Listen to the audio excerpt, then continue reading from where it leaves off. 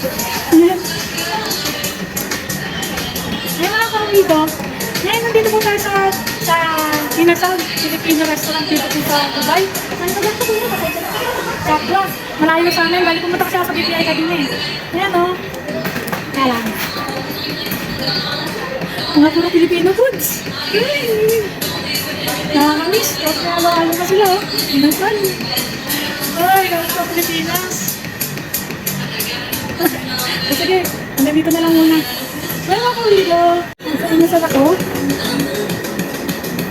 At order na po. Guys, there we go. Antay tayo ng ating order. Kaso take up lang tayo. Kasama natin si Madam. Ay, social. Si Madam, driver ko. Saan kayo? Na guys. Thank you, sir. Thank you na.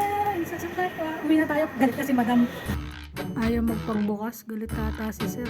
Taling-tali. Buksan na natin. Oh, Inasal. Pinalitan ko muna, hirap buksan ng isa. Pakatagal yun. Ayan. Ay, Shanghai. Sarap yan ang sausawan niya. Nasarap yung tinikman ko. Tapos yung isa pala, hirap buksan. Sabaw pala siya. Saka mga sausawan. Toyo, saka yung chicken oil. Ayan. Oh, ha? Yung isa, yan. Yung pinaka ano. Ang laki.